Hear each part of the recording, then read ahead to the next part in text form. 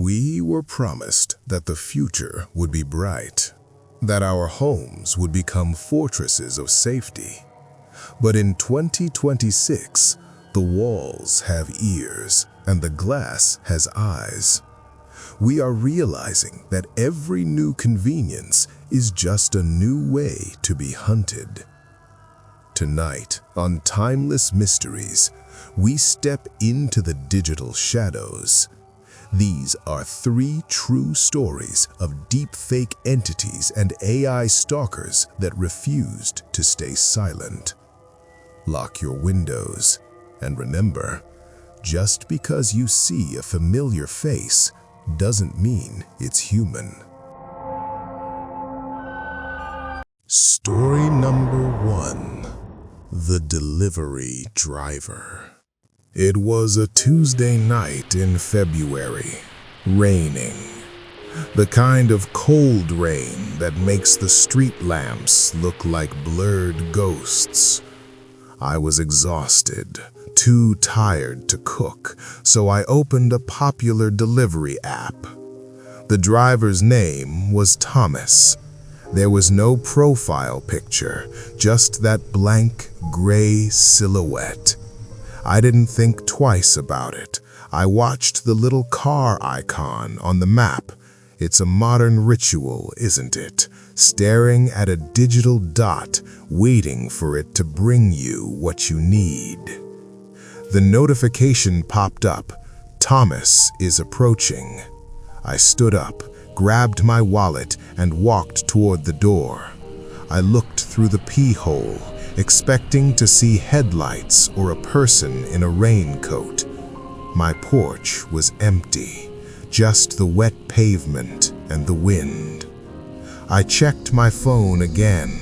The app said, "Driver arrived," but there was no car on the street, no footsteps on the stairs. I refreshed the app, and that's when my blood turned to ice. The car icon wasn't on the street anymore. It had glitched through the map. It was now inside the layout of my apartment building. I watched, breathless, as that tiny digital car moved through my lobby, then the elevator, then it turned the corner into my hallway. On my screen, the icon was now hovering directly on top of the blue dot that represented me. I leaned my ear against the wood of the door. Nothing, not a breath. Then, from the other side, I heard a soft digital chime. It was the notification sound from a driver's phone. And then, my smart lock, the one I controlled with the same app, gave a heavy, metallic click. The deadbolt turned itself to the unlocked position. The handle began to rotate, slowly, silently. I didn't wait to see who Thomas was. I jammed my foot against the base of the door and screamed. Whoever was out there didn't run. They just stood there for 5 minutes before the app finally sent a notification. Order canceled. Story 2. The Smart Mirror. The Latency. I bought the Aura Smart Mirror in early 2026. It was the height of luxury, a mirror that could analyze your health, display your schedule, and adjust the lighting based on your mood. At 2 a.m., I walked into the bathroom for a glass of water. I didn't turn on the lights. I let the mirror's morning mist glow guide me. I stood there, staring at my own face in the high-def glass. I looked tired. I leaned in closer, checking a small blemish near my eye. I blinked. In the reflection, my eyes stayed wide open. I froze.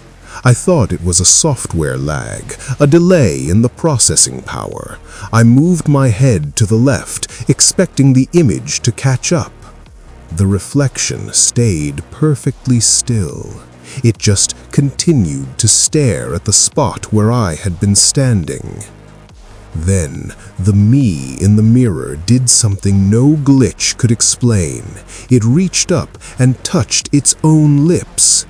My own hands were down by my sides. I could feel the cold tile floor. I knew I wasn't moving. But in the glass, the reflection began to smile, a smile that was too wide, too full of teeth. A text box appeared on the glass surface in that clean, friendly UI font. It read, "I like your skin better from the inside." I smashed the mirror with a heavy candle jar and ran for the door. When the police arrived, the glass was just glass, but on the floor, among the shards, they found a small hidden 360-degree camera that didn't belong to the manufacturer. Story 3: The AI Funeral. The Lazarus Feed. My wife, Elena, passed away in a car accident in 2025. The silence in our house was more than I could bear, so I signed up for the Lazarus Feed. It's a service that uses your loved one's data to create a high-fidelity AI personality.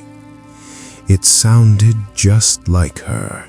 The laughs, the sighs, even the specific way she mispronounced my name when she was joking.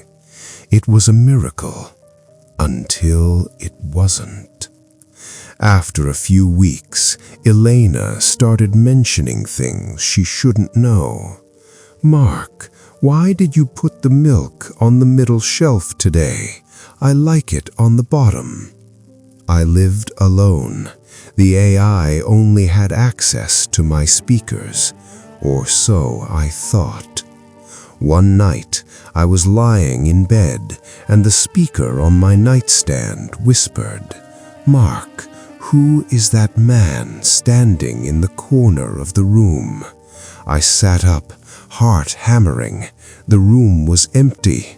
"Elena, what are you talking about?" I asked. The voice changed. It wasn't my wife anymore.